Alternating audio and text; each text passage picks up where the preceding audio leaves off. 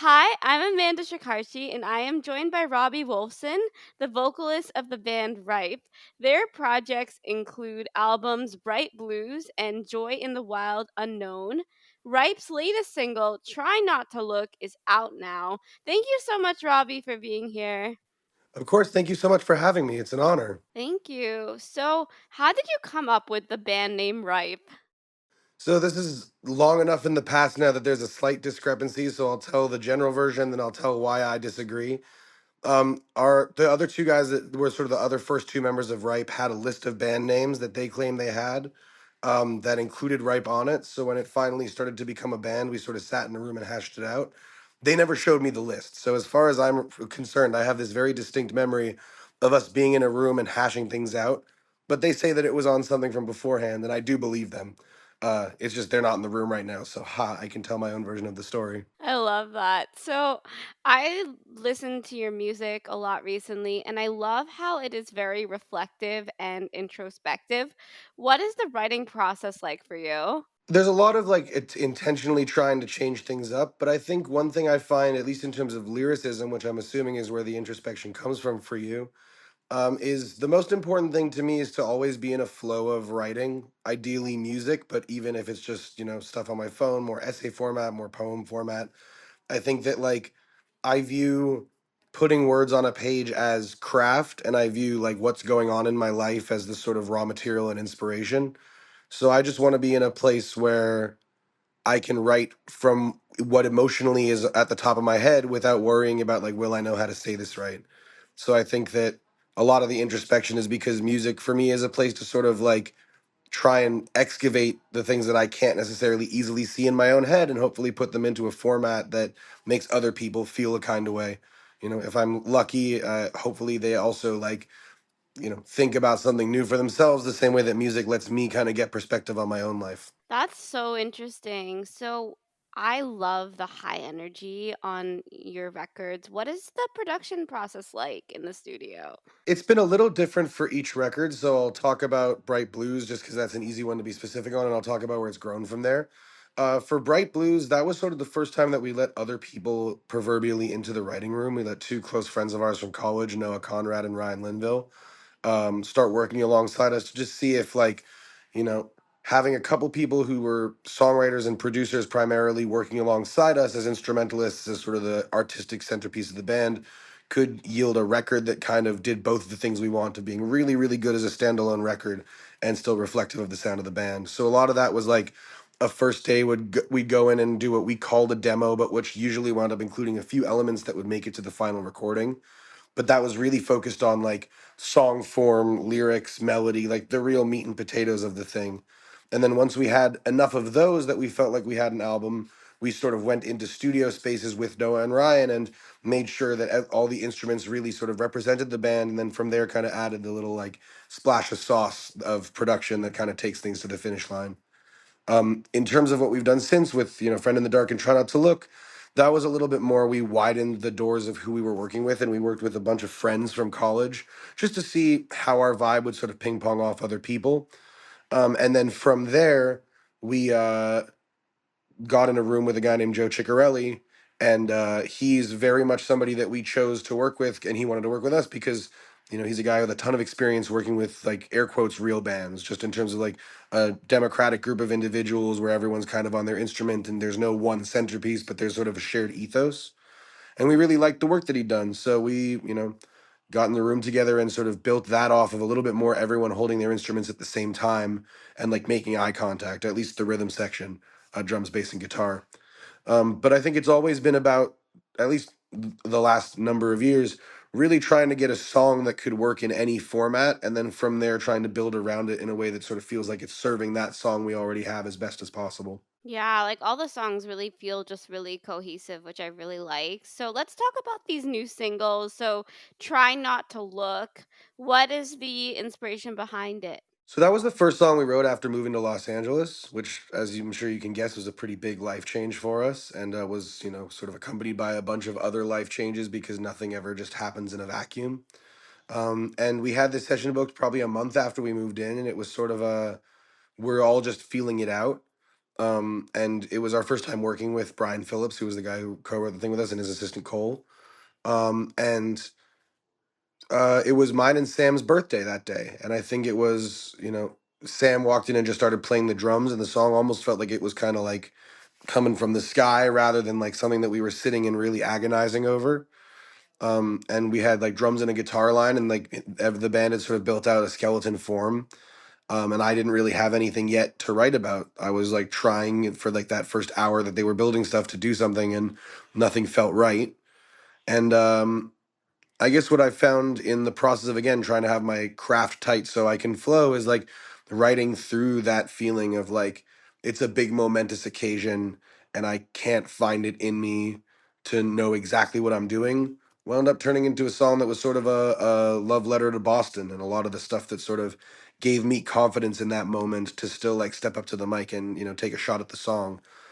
It was these sort of 10 years of slugging it out at basement parties and turning this sort of dorm room idea that we all had into a real band and into something that gets to tour and gets to live a life in music.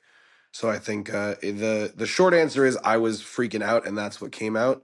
And in looking at it afterwards, I think it's like in that freak out moment, I backed off and sort of looked back on the entire story as it had played out and used that as confidence to get to the other side of that song. And then it turned out we really liked the song. Let's talk about Friend in the Dark, which is the other single. And I want to bring up these lyrics because they really stood out to me. Sad man entertaining with confidence, got you stepping, but there's floods in the south. What is the meaning behind that? Honestly, that was I'll tell the story. That second verse, like in the middle of writing that song, our drummer's grandma passed, and so we were in the session room, and he suddenly had to step out to take a phone call, and then was gone because he had to be there for his family, understandably. And we asked him if he wanted to kill the session, and he's like, honestly, if it's possible for you guys, I would really like you to make something. It would feel better for me if we still got something out of this moment rather than like being so devastated that we can't do a thing. And so we trusted his gut and we stayed in it. I think that like in the individual parts of the songs, like Sad Man entertaining with confidence, like there's a huge historic precedent for like the sad clown. And in the middle of trying to finish, my little song, in the middle of my friend dealing with major family grief, it felt a little bit like that kind of energy. And I think literally like the South was flooding, like said the southern United States, the Southeast. But I think, since then there have been a number of other problems that have hit the world, climate and, wise. And I think that at least for me, it felt like, wow, that was hyper specific to what was going on at the time. I wrote it down and then looked at it and I was like, this is probably actually applicable to at least a lot more of my own life than this one moment. And again, it's just all I can really do is bet on the stuff that feels resonant to me and hope that it's resonant to other people. So thanks for paying attention to the words. Yeah, of course. And thank you for sharing that story. That's, it's just really amazing how personal your music is and is really reflective on, the stuff that you guys are going through in a way that is so honest and real. Yeah, to, divert for a second, there's a line in a Bon Iver song that's like, I'm over the dash, I'm having a bad, bad toke. And they interviewed him after the fact, and like I have no idea what that line means until he tells the story. And then he's talking to the interviewer and he tells the story about how that's him just giving two lines of grace to a moment where he almost died because he flipped over the handlebars of an ATV on ice. And it just sort of made me realize that like at least for me, writing what's closest to my heart as frequently as possible is like the only chance I have of creating something that feels new and meaningful to somebody else.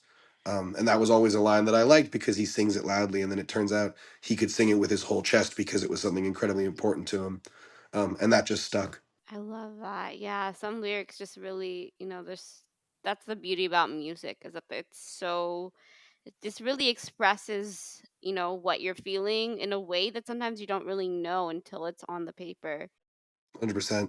I'm going to transition here because you're heading on tour soon. What do you have on deck for these shows? We spent a week out just outside of San Francisco, all as a band, without hard expectations, just getting some new music on its feet and playing some new covers. I think for us, like, we feel very lucky that right now our arc is as such that we get to play club rooms and also luckily bigger shows. And I feel like, selfishly, the fact that we still get to grow as a band is really exciting. And then double selfishly, my favorite shows have often taken place in club rooms. I think that it's a very different beast, and it's something where I want to be good at both things for as long as I can. And this is 3 weeks of getting to be very close to the audience and kind of feeling, deep in the bones that this is a collaborative, communal thing that we all do together. And I think, especially, obviously there was a moment where all touring stopped for a second, and I think club shows took a second to come back because they got more expensive, and also it's hard if you're not in a rhythm of seeing who's at your local venue. It's very hard to like get on that horse. So I think for me, it's 3 weeks of club shows. I could not be more excited to, kind of run and gun and play to our strengths as like a high energy band in whatever setting. And I think that without, knock on wood, there's one unhatched chicken that I can't talk about on this interview, but with any luck, there will be some bigger shows through the rest of the year. And that means that this is also a chance to see us in kind of a more intimate setting where, we will be hopefully packing the room in a way where it can kind of like rattle the walls, which is just a little harder to do as you scale up. Totally. So, speaking of performing, I saw you played the MGM Music Hall at Fenway Park. What was that experience like? What do you remember about that show? Luckily, we've been able to watch it. They put it out as a video, but my main takeaway, a lot of our biggest shows to date, like through the years, happen in Boston. And at least for me, while I think the shows go well, for the most part, those big shows have just blown by. There's so much adrenaline, there's so much nerves about getting this big one moment correct that, like, it's sort of a thing that can only be experienced after it happens. And the actual experience of playing the show is something where, like, I almost remember it like still photographs rather than a video. And the MGM show was a little different than that. Honestly, I think that we were in the middle of a tour we were really happy with. We had a team that was really good. We had great vibes in the band. And it was the kind of thing where for the first time for me in one of those big Boston shows, it felt a little bit more like ice in the veins. Like it felt a little bit more like we were ready for this and we had worked all these years to get the chance to do this. And rather than like throwing the ball and hoping it lands in the hoop, it felt like we actually had trained and we could reliably know that if we did our best, it was going to go the way that we wanted.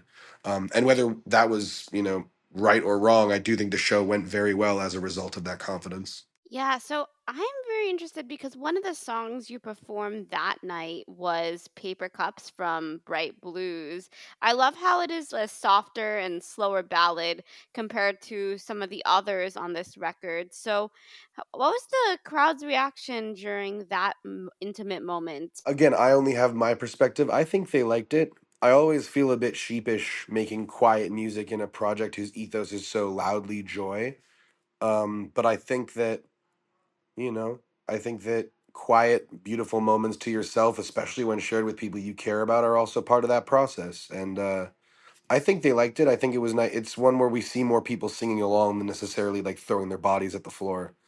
Um, and yeah, I remember it very positively. I think that that's a song that on that tour got brought out for like special moments, and the fact that it is locked into that very momentous show for us makes me feel very happy. um, Separately, you're also making me realize that somewhere in the tank is an even quieter, even more um, you know not down song, I'll just say quieter. There's an even quieter song somewhere on the horizon, and I hope everyone likes it. I did really like that, especially like it was nice just to kind of see the sound from, even from bright blues to this new stuff and how each song like it was nice to have something like to really show your range as a band that yes, you can do the high energy uplifting stuff, but we can also sit back for a ballad. So I enjoyed it. Yeah, I mean, so much of the ethos of the band has been about creating these moments of lasting joy, and I think like I can't tell if it's getting a little older or like just getting to do this for a long time, but realizing that like there is no it's apples to oranges and they both cause joy, like a party where like you feel like you're burning the midnight oil in the highest possible way, or like a beautiful sunny day with a coffee like on a porch by like overlooking a hill. Like those are both ways to feel the thing that we're trying to make people feel as a band, and I think it's starting to leak a little bit more into our music in a way that I kind of like. I love it. So where can people find you?